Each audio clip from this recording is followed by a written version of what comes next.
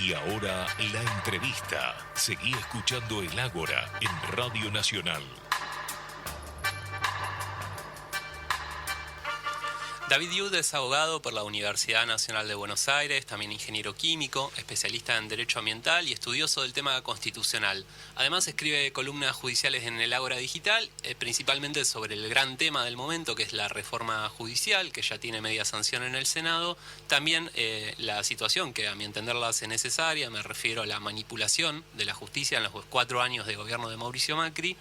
Algo que ha sido develado también en causas por espionaje político e ilegal que transmitan en el Juzgado Federal de Lomas de Zamora. Para hablar de estos temas tengo el gusto ahora de saludar a David Yud. ¿Cómo estás, David? Amparo, Victoria y Juan Ignacio te saludan.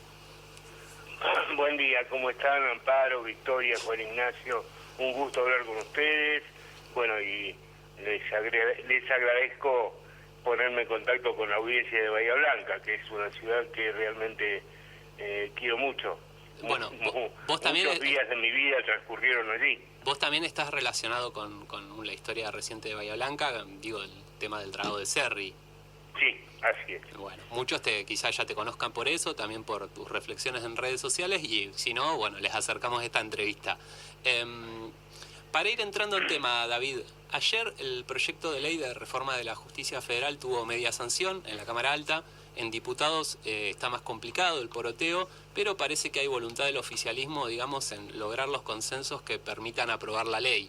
En tu opinión, ¿qué es lo que tiene esta ley que la hace tan importante para el oficialismo y tan resistida por un sector que podríamos denominar ultraopositor? Bueno, la ley en esencia desmonta la posibilidad de instrumentación del lawfare. Eso es lo que la hace tan importante y tan resistida por quienes han usado el lawfare como instrumento de su despliegue político. Vamos a tratar de explicar muy rápidamente esto.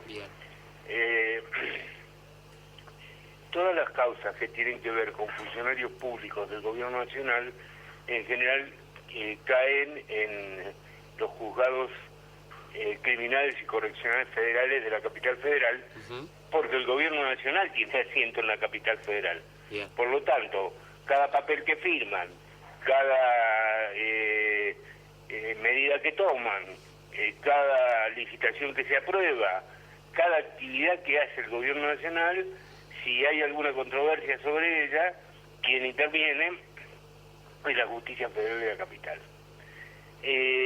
La justicia criminal y correccional de la capital tenía hasta ahora, tiene todavía hasta que la ley sea aprobada, solamente 12 juzgados de primera instancia, lo cual daba a estos 12 jueces la capacidad de examinar absolutamente todos los actos de gobierno. La utilización política de los juzgados federales no es de ahora, viene en forma aguda desde la dictadura del 76-83 y se agudizó mucho durante el gobierno de Mauricio Macri porque hubo un despliegue a nivel continental del uso de la justicia como instrumento político. Eso es el lawfare, ¿no? Sí. Esta ley, este proyecto de ley amplía, crea un fuero nuevo, que es el fuero penal federal. Ese fuero penal federal va a tener 46 juzgados. Y dentro de esos 46 juzgados van a ser sorteadas todas las causas que tengan que ver con actividades o medidas tomadas por el gobierno nacional. Es mucho más difícil cooptar 46 magistrados que cooptar 12. Digamos, ese sería el punto central de la reforma, por lo menos en lo que hace a esto que vos recién comentabas, de que se busca desmontar esta institucionalidad del lawfare, o que permite el lawfare, digamos. Sí, eso, y también otra disposición de la ley sobre la transparencia de los sorteos.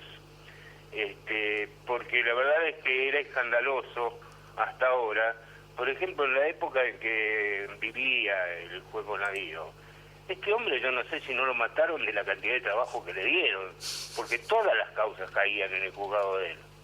Y era secreto a voces que los sorteos estaban manipulados. El mecanismo de sorteo, para nosotros los abogados, Sí. es una caja negra. O sea, uno va con la denuncia que va a formular o con el escrito de inicio de la causa que quiere abrir, se presenta en una ventanilla, un empleado revisa rápidamente la documentación que trae y entrega un papelito y nos dice: doctor, en unos minutos por la ventanilla tal le van a decir en qué juzgado cayó. Claro. Y el sorteo se hace fuera de nuestra vista. Claro, no hay posibilidad de fiscalizar que efectivamente sea un sorteo y no que alguien elige a dedo, por decir. No hay O posibilidad. que el sistema esté digitado así. De hecho, el Destape en su momento accedió a un informe reservado de la Auditoría General de la Nación que muestra que es posible justamente poner jueces a dedo en determinadas causas judiciales, y nosotros lo republicamos en el Ágora Digital el 31 de marzo de 2019, así que aprovecho esto que vos decías para hacer la referencia a la nota. Y sí, recordar que Bonadío tenía, si no recuerdo, más de 10 causas contra Cristina.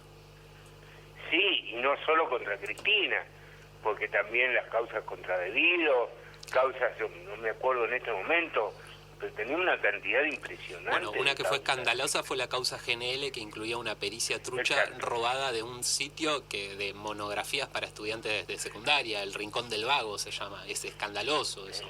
Sí, bueno, ese fue un caso por el cual está siendo juzgado el perito, un ingeniero de apellido Cohen. Sí, Cohen. Y bueno, este tipo de casos, decimos los abogados, que todo el caso es la pericia es lo determinante. Claro. Por lo tanto, bueno, por eso cooptaron al perito que se prestó a esta maniobra, ¿no? Pero sí, los sorteos estaban digitados. Y esta nueva reglamentación sobre la forma de hacer un sorteo que está inserta en la ley, bueno, le pone punto final a la posibilidad del forum shopping. Ustedes saben que el forum shopping es la práctica de elegir un juez amigo. Claro. Eso es el forum shopping. Así que estas cosas son las más resaltables, pero hay muchas más en la ley, porque, por ejemplo, está la creación de juzgados en el interior. Esto ustedes lo saben bien, o sea, una persona que vive a lo mejor a 200 o 300 kilómetros de Bahía Blanca no tiene otro juzgado federal que no sea el de Bahía Blanca y tiene que costearse ese viaje. Y todavía la zona de Bahía Blanca, digamos, la molestia para el justiciable, la molestia y el gasto, porque el hombre tiene que venirse a Bahía Blanca, costearse el viático, tomar una habitación de hotel, en fin. Pero en otras zonas del país, por ejemplo Santa Cruz o Chubut, claro, otras distancias. Es muchísimo mayor la distancia. Imagínense que, por ejemplo, en la provincia de Chubut hay solo 3 juzgados federales: Comodoro Rivadavia, Trelew y Rawson y Esquel. Y una persona que vive en, por decir algo, Alto Río de Sengler, y tiene que trasladarse 500 kilómetros para llegar al juzgado federal. Bien. Así que la creación de estos 90 juzgados federales y cámaras de apelaciones correspondientes de alguna manera pone un toque de igualdad, de mayor igualdad entre los ciudadanos de todo el país. Después también la creación de estos 23 juzgados nuevos en la capital federal va a permitir oxigenar el fuero en doble sentido. Primero, porque va a permitir una mayor pluralidad ideológica entre los jueces integrantes del fuero. Y segundo, porque también va a permitir una nivelación de una nivelación de el equilibrio de géneros. O sea, hoy sobresale con una muy elevada proporción el número de jueces varones. Claro. Y la creación de 23 juzgados da lugar a hacerlo de manera tal que se equilibre y haya igualdad de género en la composición de la judicatura, ¿no? David, ¿cómo estás? Victoria te saluda. Yo te quería preguntar por otra rama de la justicia que también se quería modificar y que después se dio un poco marcha atrás, que tiene que ver con que querían unificar el fuero civil y comercial de la capital con el contencioso administrativo. Después del debate en comisiones decidieron que la unificación no estaba del todo buena y parte de los argumentos era por la especialidad del contencioso administrativo, que abarca, por ejemplo, las cuestiones ambientales. ¿Vos cómo ves la situación del derecho ambiental, de todas las problemáticas de la biodiversidad que estamos sufriendo hoy en día con los incendios y demás? Bueno, la litigiosidad en el terreno ambiental efectivamente mayoritariamente corresponde al fuero contencioso administrativo, porque casi siempre el Estado está entre los demandados o demandantes. Así que es verdad, los juicios ambientales van a ese fuero. Y los jueces civiles y comerciales en general no conocen mucho de esa especialidad, que es bastante específica. En ese sentido, la queja de los jueces del fuero civil y comercial tiene en realidad un poco de sustento, porque ellos lo que decían es: nos vamos a ver obligados a fallar sobre un tema para el cual no estamos preparados. Bueno, digamos que es razonable el argumento. En materia de derecho ambiental, en general los tribunales están funcionando con la misma lentitud que funcionan en general en todas las causas. Esta cuestión de la lentitud es una cuestión que tiene que ver básicamente con el derecho procesal, con el Código Procesal. Y justamente esta ley que se está sancionando, que ahora pasa a diputados, una de las cosas que establece es un plazo, creo que de 2 años, para que el nuevo Código Procesal sea puesto en vigencia. En las causas ambientales tenemos causas ambientales de orden civil, como por ejemplo la causa Riachuelo, y tenemos muchas causas ambientales de orden penal. Por ejemplo, todas las causas ambientales que tengan que ver con la adulteración del agua, el vertido al agua de desechos que son tóxicos, eso es ambiental penal. Y lo que sea ambiental penal, bueno, en la medida que el Código Procesal Penal el nuevo Código Procesal Penal sea puesto en vigencia, se va a acelerar mucho.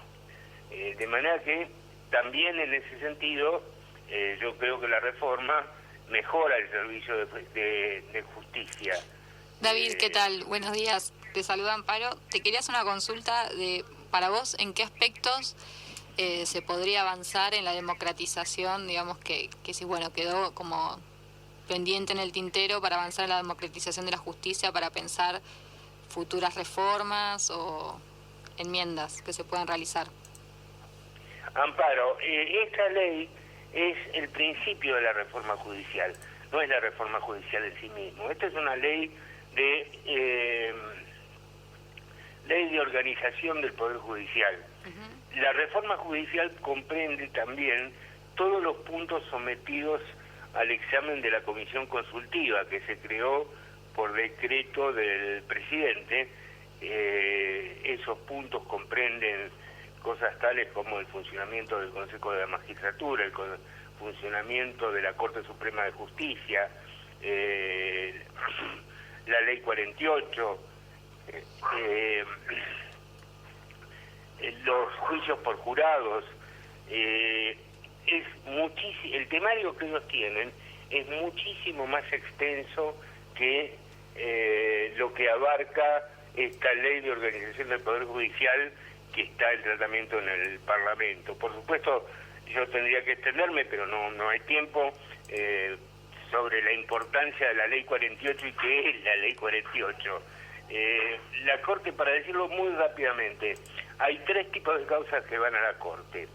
Unas son las de inconstitucionalidad, otras son las que llamamos de casación, que son causas que por el valor que está en juego, o por el derecho que está en juego, hay mérito para que vayan a la Corte, y las otras son las de arbitrariedad.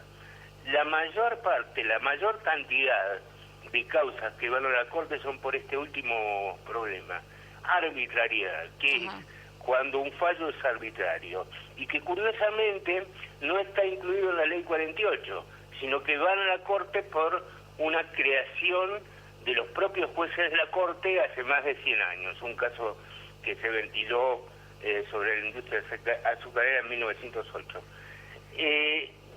Hay que rever la Ley 48, que es la que establece en qué situación un caso es admisible para la Corte, y hay que acotar de alguna manera la facultad que tiene la Corte de rechazar casos sin dar explicaciones.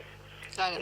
Este sistema es casi una privación de justicia, porque la Corte tiene la facultad, cuando le llega un caso, de decir, no, por razones discrecionales, aplicando el artículo 280 del Código Procesal, el viejo, no analizamos este caso. ¿Qué es esta facultad?